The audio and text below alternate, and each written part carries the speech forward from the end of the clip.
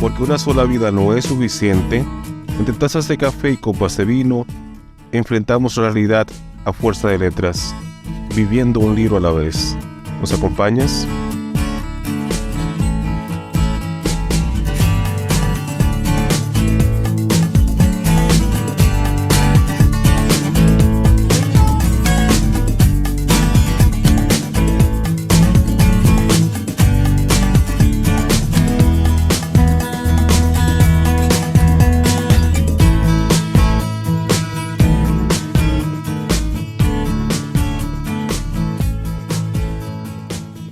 Conversamos con Luis Ledesma sobre su libro Diccionario Espiritual.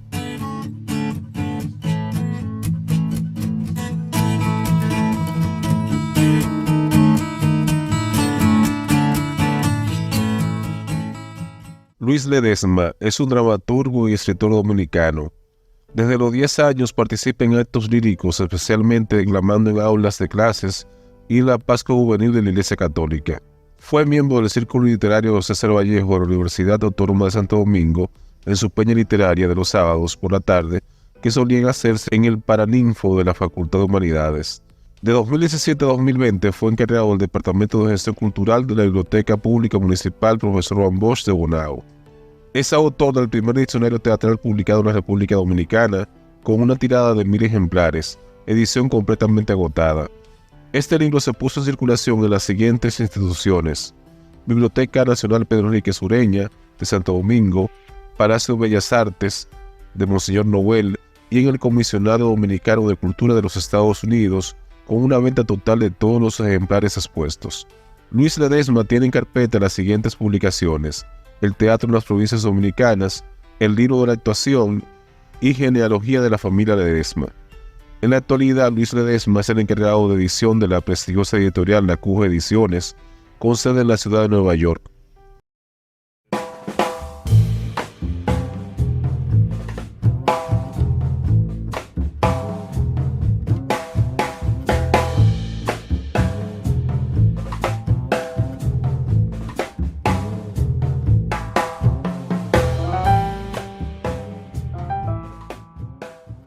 Iniciamos un nuevo episodio de Literatura Literaria Papel Maché, un podcast dedicado a la difusión de la literatura de la República Dominicana.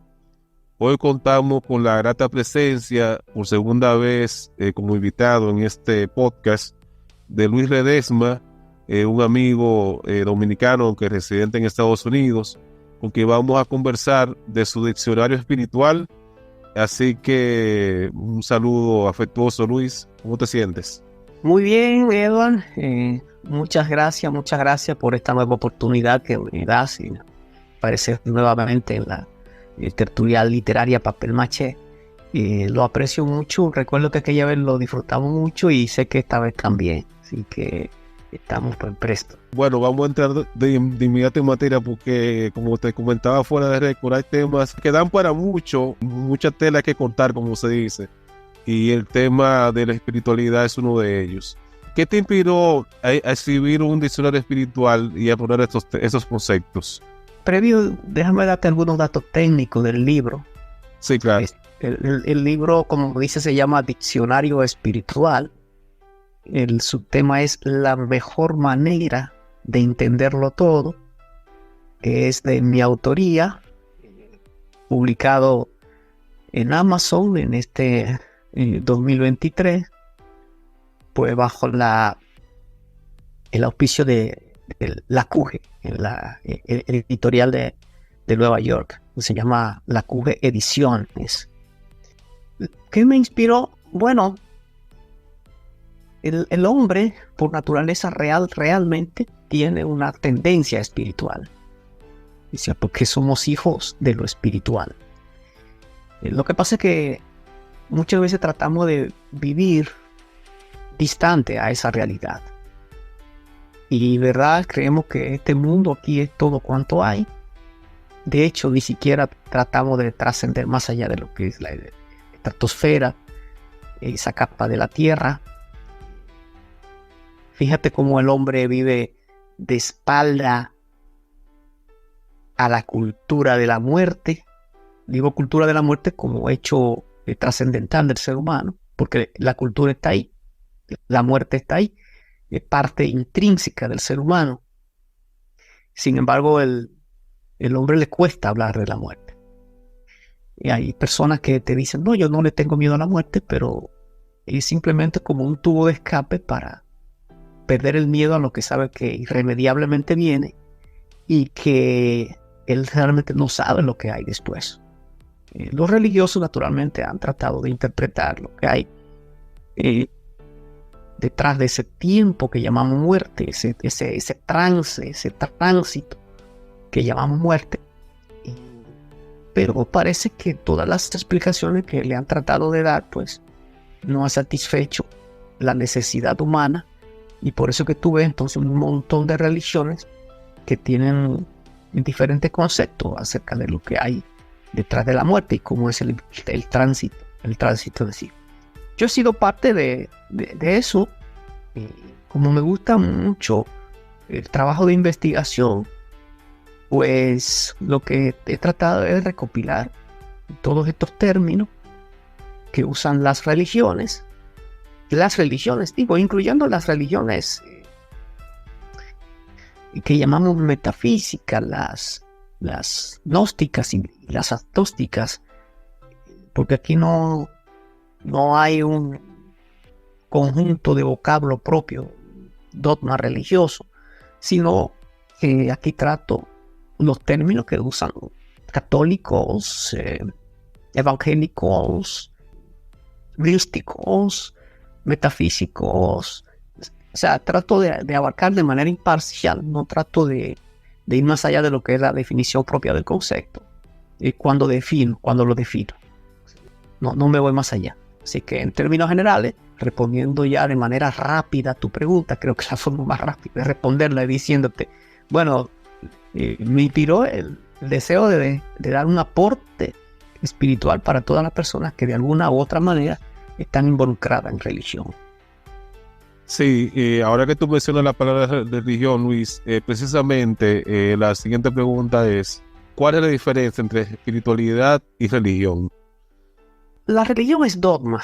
La religión es un conjunto de enseñanzas que tienen los grupos religiosos y que es lo que le transmiten a sus seguidores, a sus prosélitos. Eso es religión. La espiritualidad es la comprensión del dinamismo del universo. Cuando una persona es espiritual, es una persona que tiene todo conectado. La humanidad realmente ha avanzado en ese sentido. Porque ya tú escuchas términos, no sé si tú has escuchado uno que te voy a poner de ejemplo, en donde la gente suele decir ahora, en esta época de la nueva era, cada persona que aparece en tu vida, aparece con el propósito de enseñarte algo. Una vez te lo enseña, o tú aprender algo de esa persona, entonces la persona se aparta por las circunstancias que tú quieras explicarle, pero realmente es el universo que te lo aparta. Entonces ya ese no es un concepto religioso, Edward, ya ese es un concepto espiritual.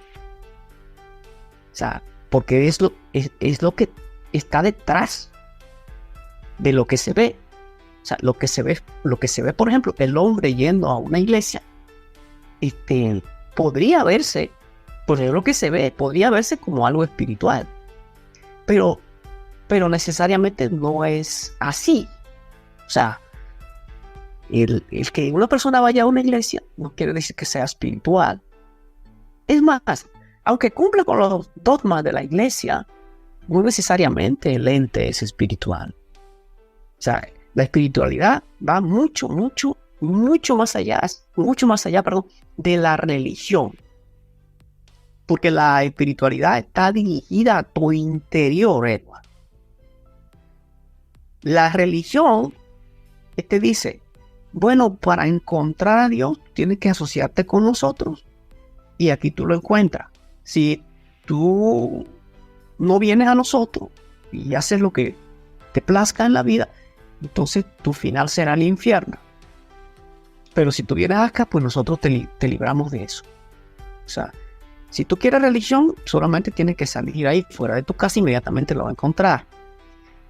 El asunto de la espiritualidad, pues es lo contrario. En la espiritualidad tú tienes que buscarla en tu interior. En tu interior. Entonces, una vez tú buscas la espiritualidad en tu interior, es cuando tú empieces a tener las explicaciones de muchas cosas que antes tú no las tenías. O simplemente la comprensión. La comprensión. Y quizá porque la explicación te va más allá de una simple argumentación. Sí. Pero tú comprendes las cosas, tú comprendes mejor las cosas. Ahora, ojo con esto. Sí. ¿Por qué? Porque tú puedes conectar ambas cosas oye, fíjate lo que te voy a decir, puedes compactar ambas cosas para conseguir la espiritualidad. Porque si tú decides estudiar, por ejemplo, la respiración, entonces, y tú te vas a la religión, entonces tú vas a encontrar en un libro sagrado como la Biblia, en donde te dice que Dios insufló su espíritu en el hombre a través de un soplo. Bien. Pero fíjate qué cosa más interesante. Los que practican la meditación, que es una práctica a la cual la religión le tiene cierta animadversión, pues se basan en la respiración para hacer la meditación. De hecho, la respiración es la parte básica de la meditación, porque es lo que, según los metafísicos, te ayuda a encontrarte contigo mismo, porque tú estás haciendo una mirada a tu interior. Entonces, fíjate tú cómo este mismo elemento de la respiración, si lo ves desde el punto de vista de la religión, pues tiene cierta información. Y si entonces lo comparas con la metafísica, pues ve que hay no una similitud, pero hay una mención del mismo concepto. No sé si puede comprenderme.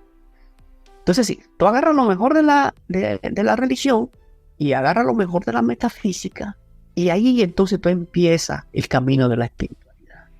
Una de las cosas, ahora que tú mencionas la palabra metafísica, aunque esto no lo tenía pautado en el guión del podcast, pero es una palabra interesante porque yo entiendo que espiritualidad es las cosas que la ciencia objetiva no puede explicar, ¿verdad? Va como por ahí el asunto, porque metafísica es lo que está más allá de la física. Cuando uno piensa en física, piensa en lo material, en lo que podemos tocar, lo que podemos medir, y la religiosidad es precisamente todo lo que está fuera de eso, de lo que podemos como medir, como estudiar de manera científica. Iría también por ahí el asunto, ¿verdad? Yo creo que sí, pero fíjate una cosa. Realmente de parte de la ciencia no ha habido interés en ahondar en lo que alega la metafísica para ver si es verdad o es mentira. O sea, la ciencia se limita simple y llanamente a aplicar el método científico. Si el método científico no le resulta útil a la ciencia, entonces lo descarta.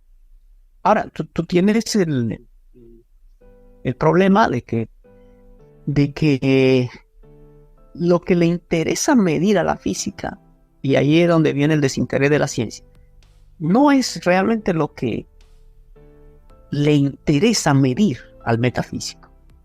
El metafísico, él te puede medir, bueno, pero ¿cuán feliz yo era antes de empezar a practicar los decretos, las afirmaciones, antes de llevar una vida contemplativa? ¿Cómo yo era en felicidad? ¿Cómo soy ahora en felicidad? O sea, ya el metafísico, él, porque es un asunto que tú lo trabajas interiormente, él sí sabe los cambios que ha habido en su vida. Entonces eso a la ciencia, yo no creo que sea como algunos alegan de que es que no tienen manera de medir eso, sino, estoy hablando de la ciencia, sino que los presupuestos que tienen los círculos científicos generalmente no incluyen la parte metafísica. Generalmente no lo incluyen. Entonces los experimentos que se han hecho, observa que son muy tímidos, porque sí que se han hecho experimentos, pero si tú buscas mucha información sobre los experimentos de, ¿cómo se llama ahora esto? Esta ciencia que estudia el comportamiento de los neutrones en el átomo. La física cuántica. Sí. Correcto. Entonces, ellos saben que si un átomo tiene una parte del núcleo constituido por protones, neutrones, entonces alrededor ahí están los electrones que giran, y en la medida que esos electrones giran con más velocidad, están produciendo cierta energía. Entonces, en la teoría de la física cuántica, hasta ahí para los científicos está bien. Ahora, el metafísico dice, está bien, yo acepto eso de la física cuántica, pero esa velocidad de los electrones girando alrededor del núcleo del átomo me va a crear una energía que va a afectar mis emociones. Si está vibrando bajo, entonces me voy a meter en depresión. Y si está vibrando a buen ritmo, entonces voy a tener unas emociones armoniosas. Ahí, Eduardo, es que está el asunto, porque eso es lo que la ciencia no quiere medir. Hasta ahí está bien. O sea, ya la ciencia no le interesa ir más allá para entonces descubrir si realmente los niveles de emociones positivas, por ejemplo, te digo, la felicidad, pues entonces podrían realmente afectarse dependiendo de la velocidad de los electrones alrededor del núcleo del átomo. Pues la física cuántica ahora mismo está siendo tomada por los metafísicos para explicar lo que los científicos no han querido o no han podido explicar, porque ellos solamente te llegan hasta ahí, y hasta el uso de la energía en la química y en la física para desarrollar tecnología, incluso para desarrollar armas, pero no para medir sentimientos, emociones que son abstractas, porque la ciencia no se ocupa de eso. Entonces los círculos económicos que auspician a la ciencia, hasta este momento no le interesa auspiciar algo que sea más allá de lo que simplemente se ve. Sí, y bueno, la siguiente pregunta va por esa línea en el sentido de que quizás la ciencia se fija más en las cosas que se pueden observar y que se pueden medir, y no va a las preguntas últimas, o sea, de por qué estamos aquí, para qué estamos aquí, lo que muchos llaman el sentido de la vida. Entonces la pregunta es, la espiritualidad, ¿cómo nos ayuda en esa búsqueda del sentido de la vida? O sea, el sentido de la vida es de dónde venimos, por qué estamos aquí, para qué estamos aquí. Exacto, o sea, tú entiendes que la espiritualidad puede darnos más certeza o puede ayudarnos en esa búsqueda de saber cuál es el sentido de la vida. O sea, la espiritualidad es el camino para descubrir eso. La respuesta es sí, y déjame explicarte por qué. Sí. La espiritualidad es la herramienta para entender eso que tú has llamado el sentido de la vida. La espiritualidad es la herramienta para entender lo que tú has llamado el sentido de la vida. Aunque parezca presuntuoso, pero el que comprende la espiritualidad lo comprende todo, lo comprende todo. La espiritualidad es la que te acerca a la verdad. La espiritualidad te acerca a la verdad. Y el sentido de la vida entonces ya te involucra con el propósito de lo que eres, de tu naturaleza. ¿Cuál es el propósito? Entonces, la espiritualidad, naturalmente, cuando no es bien manejada por los grupos que se supone que debe manejarla bien para enseñarle a la gente, entonces, ¿sabe qué pasa? Que como vuelcan la cosa a favor de sus intereses, fanatizan al religioso, lo fanatizan. Si te pones a ver, por ejemplo, un encuentro conversacional entre un católico y un evangélico cristiano, ahí que tú puedes medir el nivel de fanatismo que tienen. Que tienen un nivel de fanatismo que no lo deja ver más allá de las paredes de su iglesia. O sea, no son capaces de hacer un stop y analizar cualquier punto de una manera objetiva para poder llegar a una conclusión y ponerse de acuerdo. No la hay. Porque, y ahora voy a una cosa sumamente interesante.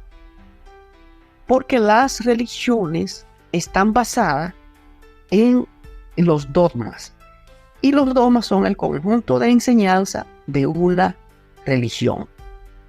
Entonces, cuando una persona acepta ya todos esos dogmas, ya es imposible reconciliarlo. Esos dogmas son imposibles reconciliarlo con otra persona, con lo que tiene otra persona. ¿Por qué? Porque tú quieres que abunda mucho, que indaga mucho, que explora mucho el mundo de la filosofía. Yo me imagino que ya tú sabes que la doctrina no admite dos verdades. La doctrina no admite dos verdades. Exacto. O sea, lo que yo creo es lo que vale, y lo tuyo no, o sea, para mí no vale. O sea, eso es más o menos la idea, como que no acepto lo que tú crees, porque lo mío es lo verdadero. O sea, yo soy más o menos por ahí que va el asunto. Sí, eso sería ya el ejemplo de lo que te estoy diciendo, que es la base. Para entonces podríamos caer en ese ejemplo. Pero cuando te digo que la doctrina no admite dos verdades, lo que te quiero decir es que una cosa, no solamente en espiritualidad, también en filosofía debe ser así. Una cosa es o no es. Sí, el principio de identidad se llama eso. O sea, lo que es y lo que no es, no es. Correcto. Más o menos así. Sí, pero esos son subtemas que se deslindan de las doctrinas. Y las doctrinas no admiten dos verdades. Y vamos a ejemplarizar para hacerlo un poco más sencillo. Vamos a pensar en un pentecostal. ¿Sabes lo que es un pentecostal, verdad? Una iglesia cristiana. Sí, una denominación cristiana, vamos a llamarlo así. Sí. Correcto. El pentecostal cree que hay un infierno ahí. O sea, se entiende como un infierno a un lugar donde está ardiendo fuego y se lanza ahí a las personas que hayan cometido males por unos cuantos años en la tierra, pues se lanza ahí al infierno. Bien, eso es una doctrina oficial que ellos la han establecido en base a lo que ellos interpretan de la Biblia. O sea, el infierno. Bueno, los católicos también creen en el infierno. De igual manera podemos poner los católicos. O sea, la iglesia católica cree en el infierno. Bien. Yo conozco una religión que se llama los adventistas, que no creen en el infierno. Aquí entonces está lo que te estoy diciendo. Los adventistas tendrán sus explicaciones. Por ejemplo, que un padre lo va a agarrar a un hijo y le va a dar por algo que haya hecho el niño y le va a agarrar la mano y se lo va a poner de estufa. Un padre no. Pero está bien, ese es el argumento que ellos establecen. Yo no me refiero a si uno tiene o no tiene la razón. Yo simplemente te estoy diciendo que la doctrina no admite la verdad. ¿Qué significa esto? Que una cosa es o no es, Edward. Exacto. O es una cosa o es la otra. No puede ser al mismo tiempo. No puede existir. Exacto. O hay un infierno o no hay un infierno. Correcto. Entonces, exacto. O hay un infierno o no hay un infierno.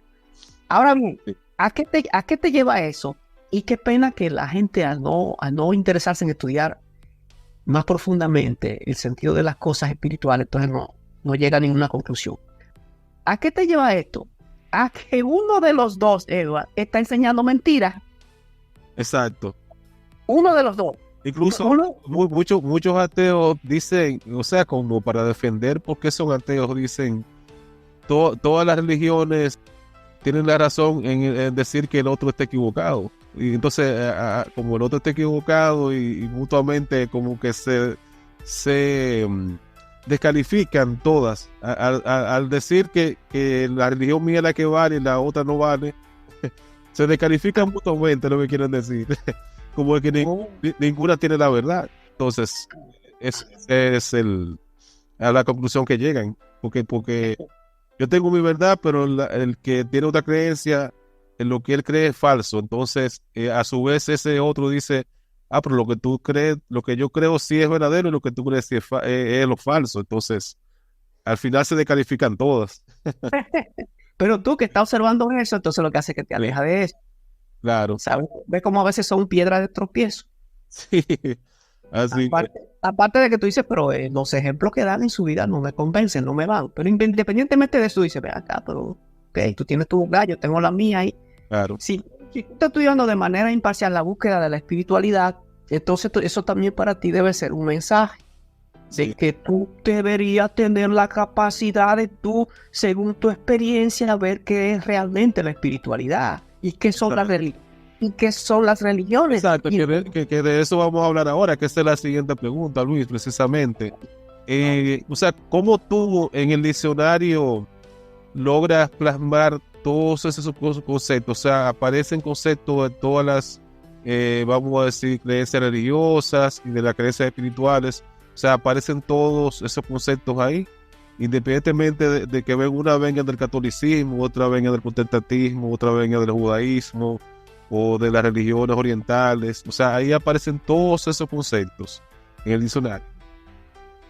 O sea, ¿cómo porque te lindaste eso? O sea, aparece indistintamente de cuál creencia religiosa, cualquiera que tenga una creencia específica en términos religiosos puede encontrar conceptos que están en su creencia y que están también en la creencia de los demás.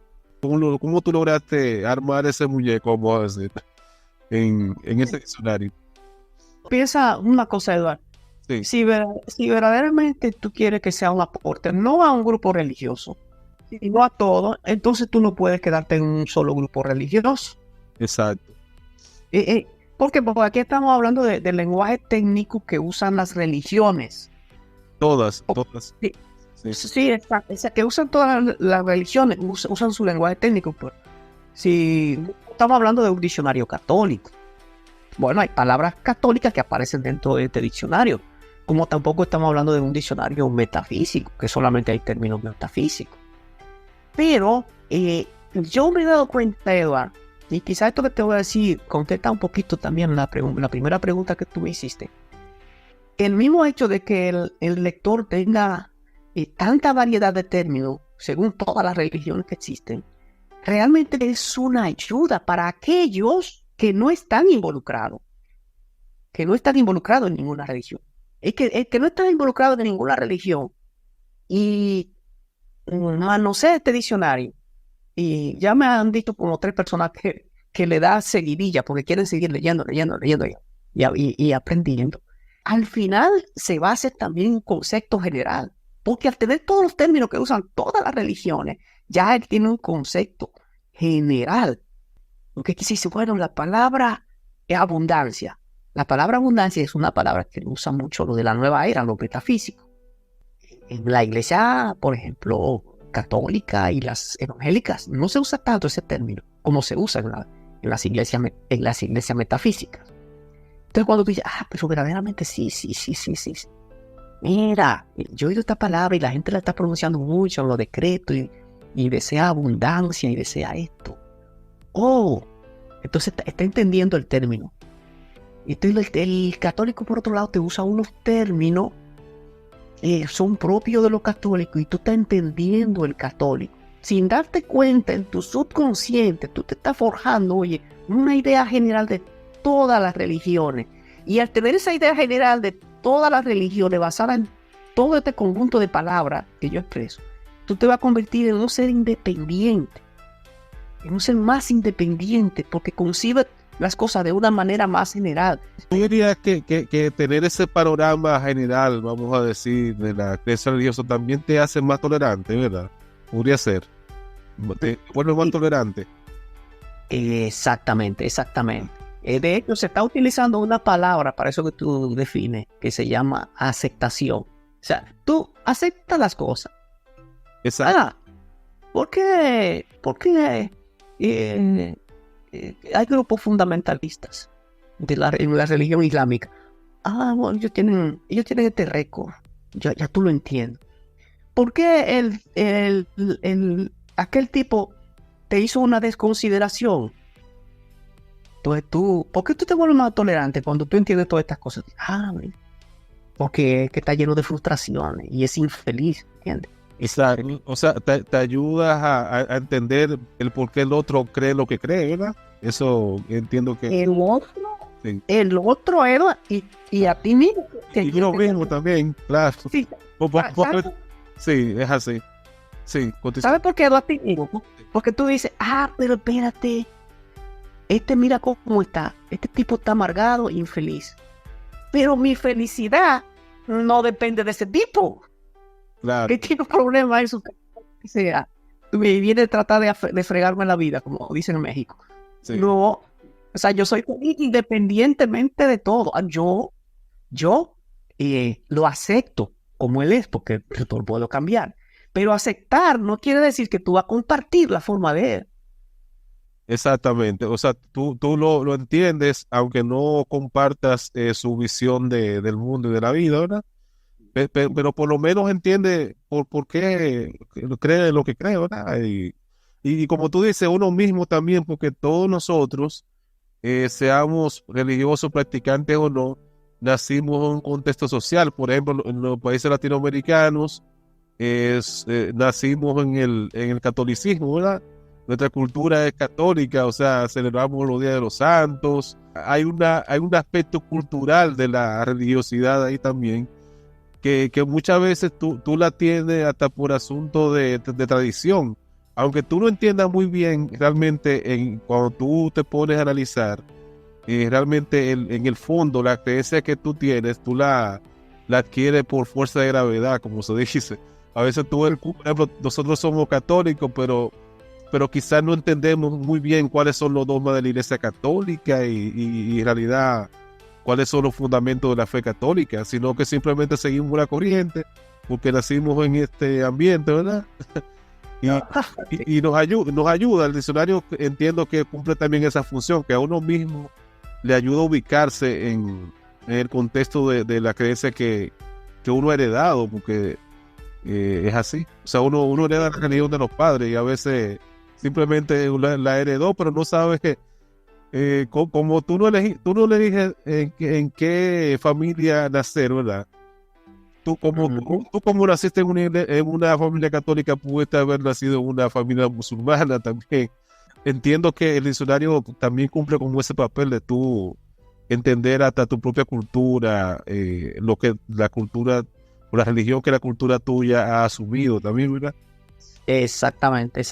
Y quizá a veces, Eduardo, como tú pones el ejemplo, dices, mira, yo vi este término, pero a veces tú escuchas el término, no sé si te ha pasado, no solo en este diccionario espiritual, sino en otras facetas de la vida.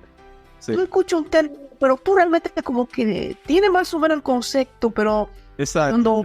cuando lees la definición y como que tú lo entiendes mejor el concepto, aunque tú lo has escuchado y tú más o menos Claro. Exacto, que tú vives toda la vida escuchando un término, pero es por la costumbre que tú hasta lo repites sin saber exactamente lo que significa, ¿verdad? Mecánicamente. Exactamente.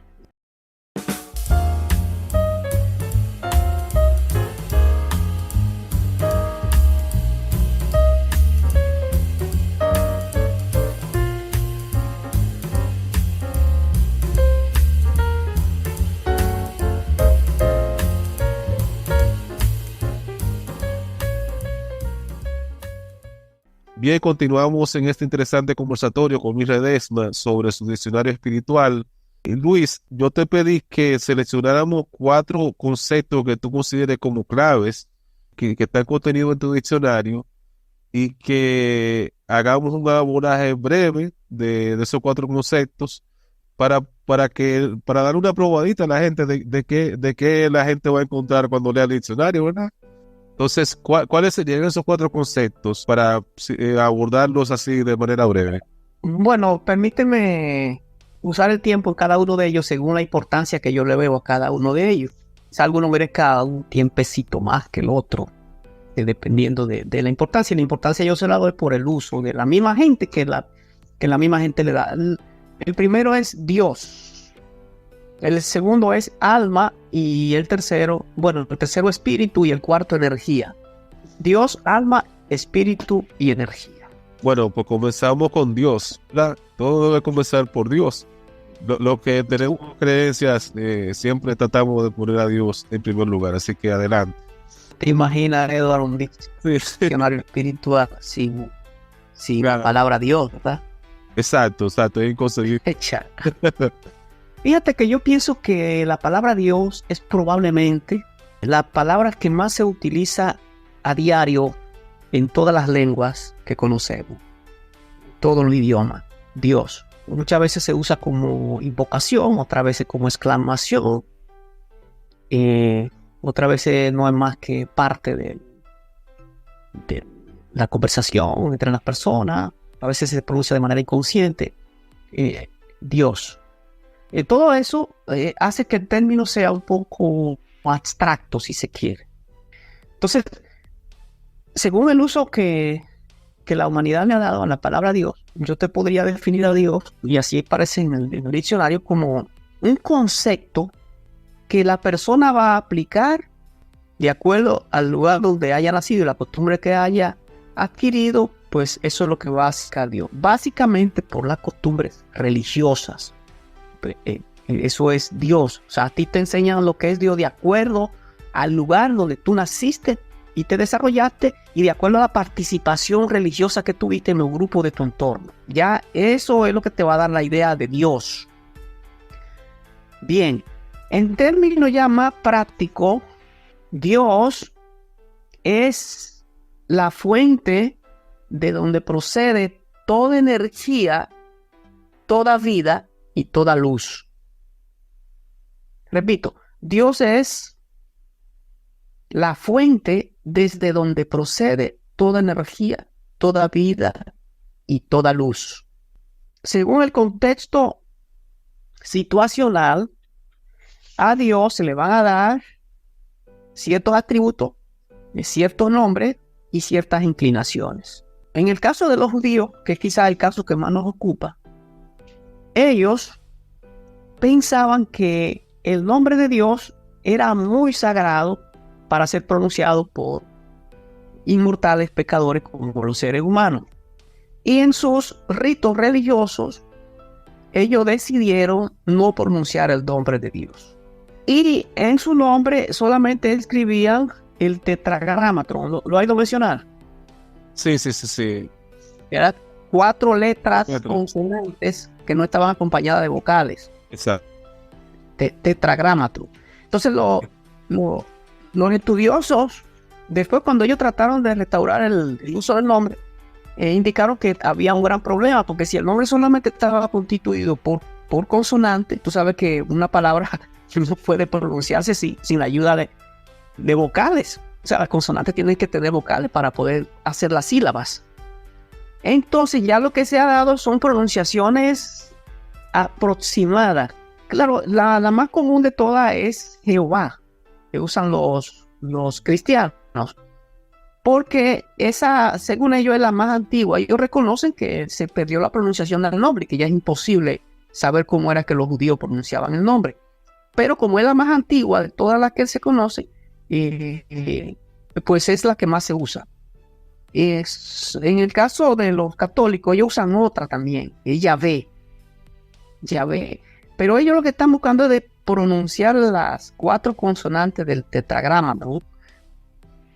Tratando de reconstruir el nombre de Dios. En hebreo sería como Yod-Heh-Vav-Heh. Yod-Heh-Vav-Heh. Es como sería la pronunciación de acuerdo a esas 4 consonantes. Pero Dios es un título, o sea, no, de igual manera no es un nombre. Es como cuando tú dices Señor, o sea, no es un nombre.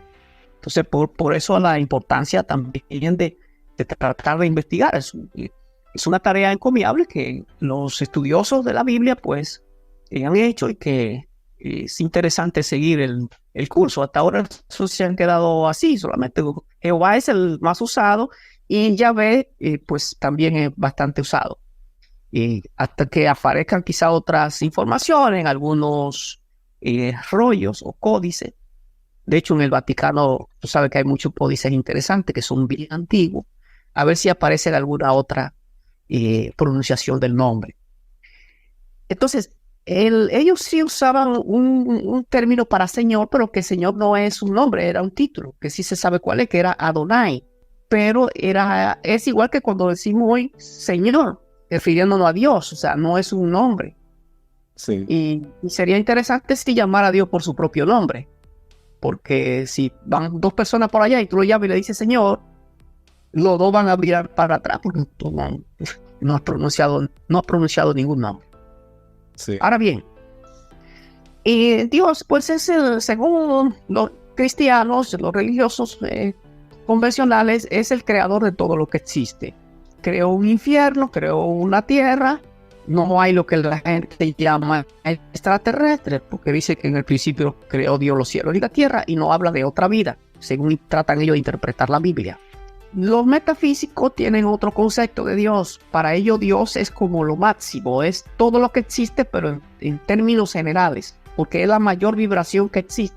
La mayor vibración que existe es Dios, o sea, es lo máximo en amor, porque la máxima vibración del amor, pues, representa a Dios, como una metáfora. O sea, quizá no lo ven en la forma antropomorfa que lo vemos los cristianos o los judíos, que piensan que es una persona, o sea, las imágenes, algunas imágenes representan un señor mayor con barba. No, pero fíjate que sí lo ven como una mente universal.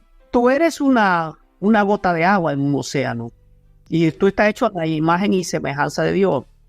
O sea, la mente, esa herramienta que tú tienes para hacer todas las cosas que haces en la vida, es parte de ese Dios íntegro que está en el universo, que es el orquestador del universo. O sea, que hay una mente universal. El metafísico sí te dice que hay una mente universal. Algunos cristianos, quizás los más avanzados, yo sí he oído decirle, he escuchado decir que Dios tiene un cuerpo espiritual, que la mayoría de religiosos no lo dicen. O sea, que Dios tiene un cuerpo espiritual cuando tratan de definir a Dios. Pero hay algunas denominaciones religiosas que sí dicen que Dios tiene un cuerpo espiritual, como también los ángeles tienen unos cuerpos espirituales. Pero en el caso de lo metafísico es como que lo abarca todo. O sea, está en todas partes y se está manifestando en todas partes. Esas son religiones, la llamada revelacionista, que te dice que también que tuvo un hijo que a través de ese que se revela el propósito de Dios. Porque no te creas que solamente la cristiana, o sea, los islámicos, con su Dios Alá, también tienen su profeta Mahoma. Los budistas dicen que ellos no son religiosos, que ellos lo que llevan es una práctica espiritual, pero ellos también tienen su Buda, ¿entiendes? O sea, son religiones revelacionistas, que a través de alguien pues se revela el propósito de Dios. Pero en metafísica no, porque como te reitero, metafísica te dice que Dios es todo lo que existe y la armonía a favor de lo positivo en el movimiento de la energía. Eso es Dios. Por eso que tú ves, y hay cierta lógica en eso, por eso que tú ves que la gente siempre te asocia a Dios a lo bueno, porque al final pues el bien y la verdad siempre van a vencer. Bien, ese es el Dios. Vamos al otro concepto, alma sería, ¿verdad? Pero observa que yo te dije alma y espíritu. Y escucha esto que te voy a decir, y parece un poco absurdo, ¿eh? Sí. Se supone que los manejadores perfectos de los términos espirituales deben ser los religiosos, o sea, los religiosos porque se dedican a eso. Ahora, si tú quieres, ponlo a prueba, Eduardo, y pregúntale a un religioso que tú conozcas, y que incluso que tú digas, este tiene cierta facilidad de expresión. Dile que te dé la diferencia entre alma y espíritu. Ah, sí. Tome la diferencia entre alma y espíritu. Y si te pones a observarlo bien, te vas a dar cuenta que no está claro en eso. Estoy hablando en términos generales. Claro, o sea, se tienden a confundir un concepto con el otro, ¿verdad? Algunos piensan que es lo mismo, ¿verdad? Correcto. Y acláranos ese punto, a ver, ¿cuál es la diferencia entre alma y espíritu? Fíjate, cuando uno tiene confusión sobre una cosa, cuando uno está buscando la verdad de manera desinteresada, simplemente buscándola, ¿no? Con este interés de este grupo religioso uno lo que tiene que hacer en toda la faceta de la vida es así, es cuando tú quieres saber algo, en lo que tú ves cierta confusión, cierta ambivalía, cierta ambivalencia, tú lo que tienes es que ir a la fuente, Eduardo, a la fuente, Así. para tratar de entenderlo mejor. Si ahora hay un rumor en República Dominicana de que cualquier cosa que pueda pasar allá, y la gente empieza a rumorear, y tú quieres saber que realmente tú te vas a ir a la fuente, tú te vas a ir a los medios de comunicación fiables a ver qué dicen. Entonces, en estos usos que la gente le da a estos términos, para uno saber realmente qué es lo que significa, lo que hay que irse es a la fuente, a la palabra original, y qué significa la palabra en su definición original. Para eso tienes que irte al idioma, qué significa tal palabra en tal idioma. Por ejemplo, alma es nefesh en hebreo, nefesh, alma, espíritu, ruah, y que es como soplo. El espíritu es soplo. Entonces, el alma, como bien lo definió San Agustín, ese teólogo de la iglesia, el alma está integrada por tres elementos, por el intelecto, el afecto y la voluntad. O sea, y eso nadie entonces lo puede negar. Tú tienes una mente, tu intelecto, tú tienes un afecto y tú tienes voluntad. Entonces tú sabes que el alma está integrada por esos tres elementos: intelecto, afecto y voluntad. Esos son los dos de los tres conceptos del ser, que son alma, cuerpo y espíritu. Entonces el alma está dividida en intelecto, afecto y voluntad. Sentimiento, voluntad para hacer las cosas, mente. Eso es el alma. O sea, tu alma tiene esos tres componentes. Entonces, el espíritu es otro de los elementos del ser. Pero el espíritu está relacionado con el término que se utiliza es ruah. Entonces, ruah significa soplo. Ese es en hebreo, porque en griego es neuma. Y fíjate tú, cuando todas esas cosas que están relacionadas con el aire empiezan con neumología, neumático, Tiene neumona, la misma raíz etimológica, vamos a decir. que están todas relacionadas con el aire. Todas están relacionadas con el aire. Entonces, en ese soplo es que está el aliento de Dios. O sea, cuando tú naces, entonces el que hace el baby cuando nace, la criatura recién nacida, es absorber aire. No trae aire de la placenta de la mujer, sino que cuando nace, cuando se le saca del útero, pues él inspira.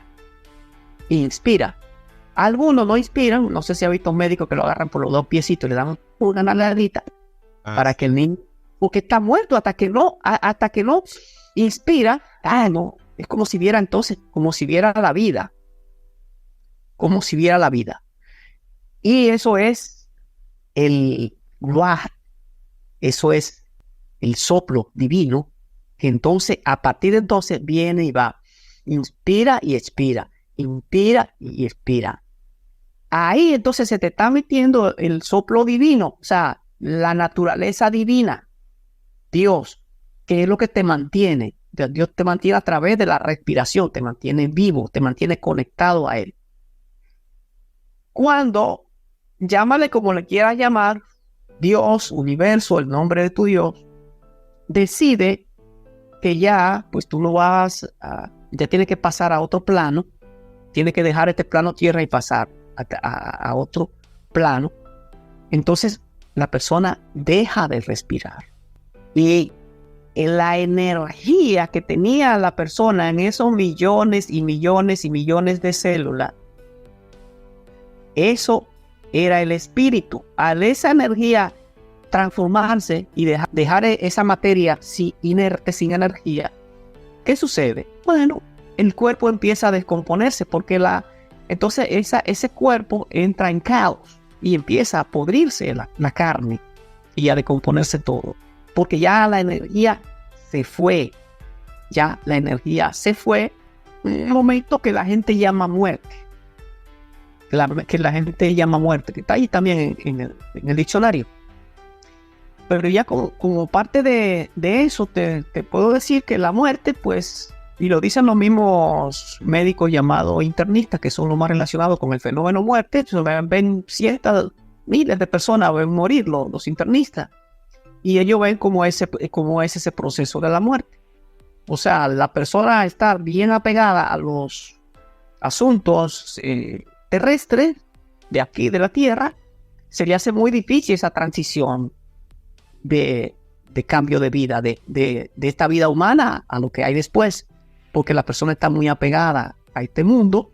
Entonces, al no querer desapegarse en ese momento, está completamente apegada, pues y hay una lucha terrible, porque el sistema nervioso lo que entiende es que hay un ataque, que están atacando el cuerpo, y el cuerpo pues sufre mucho.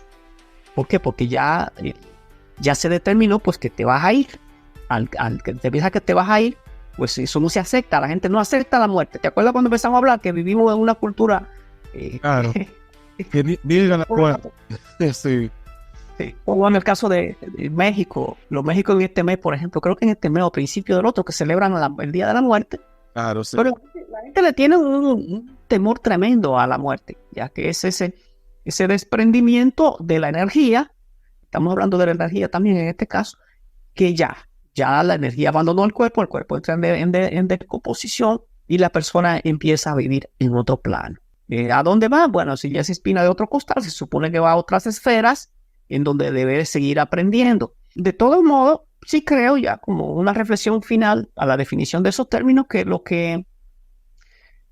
importante es siempre mantener esos valores espirituales, tú sabes. Mantener los valores espirituales, especialmente el amor. Porque si eres amoroso, va a desplegar un sentimiento muy positivo a la gente.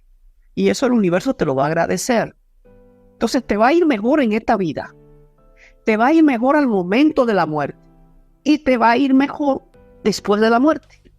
Por eso sí, el ser amoroso es pues, lo más importante. Por eso que la Biblia te dice que Dios es amor. Dios es amor, porque el amor es la máxima expresión de Dios. Y si lo manifestamos, entonces somos imitadores de Dios. Así que te da más o menos una idea de los conceptos principales: Dios, alma y espíritu. Y de paso ahí tocamos el tema de la muerte, porque cuando la persona muere, cuando el espíritu entonces ya vuelve a esa fuente. La fuente, cuando uno muere, esa energía que uno tiene vuelve a la fuente. Y entonces pues lo que te decía que va a otras esferas es el alma. Yo no sé, los religiosos dicen que el alma se puede perder. Hablando en Ezequiel 18:4 en la Biblia, sí hay un texto que dice que el alma puede morir. Hay gente que dice que el alma es inmortal. Pero Ezequiel 18:4 dice que sí, que el alma puede morir. Claro, está dando la explicación de si una persona no hace la voluntad del Padre. Bueno, vamos a ir concluyendo, Luis, porque este tipo de temas, yo lo advertí al principio, son temas donde hay mucha tela que cortar, que siempre va a estar ahí, seas tú creyente o no, ¿verdad? Tengas tú alguna creencia religiosa o no, siempre esos son los temas que siempre a uno lo buscan responder desde la ciencia, otro de la filosofía, otro desde la religiosidad, como en el caso, ¿verdad?, que tú estás exponiendo aquí. Pero siempre son preguntas de las preguntas fundamentales que todo ser humano se hace en la vida, ¿verdad? En el recurso de su vida. Entonces, Luis, en este mundo que vivimos tan materialista, como tú decías, que a veces hay gente que se apega mucho a lo material, a lo que el mundo físico le ofrece, ¿verdad? Pero asimismo también se visualiza en la sociedad mucha gente que se siente como un vacío existencial, ¿verdad? Y siempre hay en el ser humano la necesidad de tener un aspecto espiritual como para encontrar, como decíamos ahorita, encontrar algún sentido a su existencia.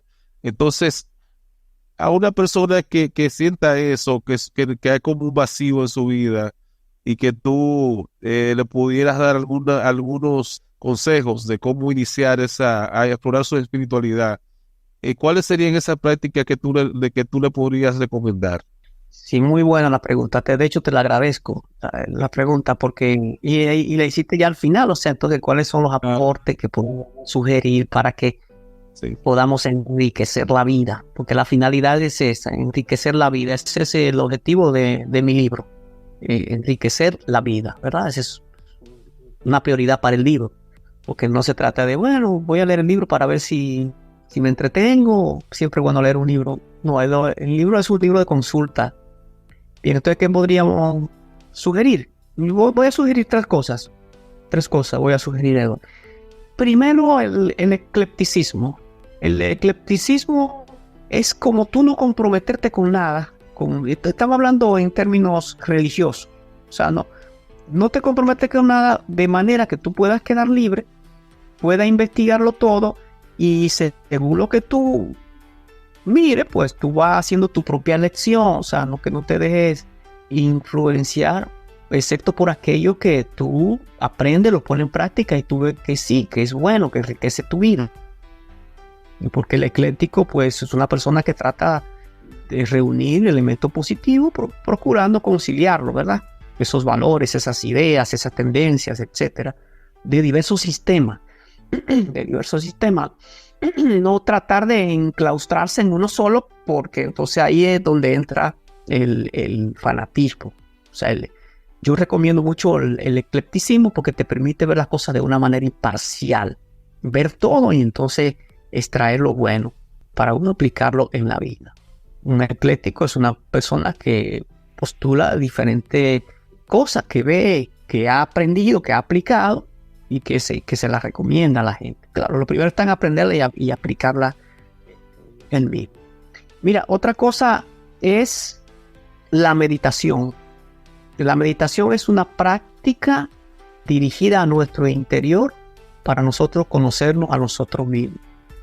La meditación ayuda, dicen que hasta en la salud ayuda, te ayuda a tener mejor armonía con los demás. La meditación te ayuda a desarrollar el aparato respiratorio. La meditación te da más lucidez. Y no me lo estoy inventando. Tú puedes comprobarlo. Cualquier persona puede comprobar que la meditación favorece muchísimo la salud. Hay diferentes técnicas de meditación, pero todas son buenas porque todas están basadas en la respiración y en la concentración de la mente, pues dirigiendo la atención hacia nosotros mismos. Entonces, si no podemos meditar y porque no sabemos cómo empezar, pues mira, en YouTube, por ejemplo, hay muchísimas meditaciones guiadas de personas que hacen meditaciones de 5 o 10 minutos, 15, 40, de una hora, que se sugiere empezar con pequeños minutos. ¿Ves? O sea, hacer meditación. No sé si te das cuenta, la palabra meditación en religiones la usan como para... Cuando ellos hablan de meditación, hablan como de reflexión. Para ellos la meditación es como reflexión, que vamos a meditar sobre un texto bíblico. Y se ponen a hablar analizando ese texto bíblico. Pero eso realmente es reflexión. O es una de las acepciones que tiene la palabra meditación en ese término religioso. Pero ya en términos metafísicos, meditación es una práctica espiritual que nos ayuda a dirigir la atención a nosotros mismos. Y lo otro que recomiendo es el misticismo. El misticismo, en términos sencillos, te puedo decir que es ver cómo está relacionado cada cosa de nuestra vida con la espiritualidad. O sea, una conversación que tenga, por ejemplo, esta conversación, cómo se relaciona eso con la espiritualidad. Estoy haciendo algún aporte con esto. alguien que te llamó esta mañana por teléfono, o sea, qué valor, qué significado tuvo eso en mi vida, el sueño que tuviste anoche, la gratitud que da a la hora de comer, es eso, es siempre uno estar como conectado con esa energía universal, con esa conciencia cósmica que nos ayuda a nosotros a entender mejor todo y que nos ayuda a vivir mejor a todos. Ese es el misticismo, llevar esa vida mística. El misticismo está relacionado con la vida continua dentro de la espiritualidad. O sea, en todo momento, no solamente el místico no es el que va de buena fe y que va sinceramente a una iglesia, inclusive que aplica por el subconsciente cosas de la iglesia y que es una persona buena, ¿no? El místico es el que tiene en su mente pues la conexión entre lo que está haciendo y el cosmos y la espiritualidad, o sea, en todo momento. Solo lo místico y los maestros místicos pues son personas encomiables. Quizás no llegamos a ser un gurú de eso, pero si tratamos de practicar el misticismo, pues sí, tú puedes estar seguro que seremos mejores personas. Nos quedamos con ese mensaje final, Luis. Como tú decías al principio, el diccionario espiritual está disponible en Amazon. Vamos a dejar el enlace en toda la plataforma por la cual difundimos el podcast, en la descripción. Y nada, te agradezco sinceramente que hayas sacado este tiempo para hablar de estos temas que son siempre oportunos, porque como decía en un principio, todo ser humano siempre se hace esa pregunta: ¿para qué estamos aquí? ¿Cuál es el sentido de la vida? ¿De qué se trata todo esto? ¿Verdad? Como tú planteas el subtítulo del diccionario, para comprenderlo todo, tratar de ver qué es todo esto que experimentamos los seres humanos y qué significa, ¿verdad? Sí, claro. Te lo agradezco, sí, porque tú sabes que en las últimas décadas la búsqueda de la espiritualidad desde un punto imparcial ha tomado cierto auge. Y eso debemos agradecérselo a las redes, porque tú sabes, como antes solamente teníamos la religión que teníamos cerquita y eso era lo que sabía, y nos quedábamos ahí, pero ahora al tener tanta información, pues la gente ha empezado a investigar, a dudar, y todo eso es bueno, Eduardo, todo eso es bueno. Entonces este diccionario te presenta todos esos términos que utilizan esas personas en todas las denominaciones religiosas.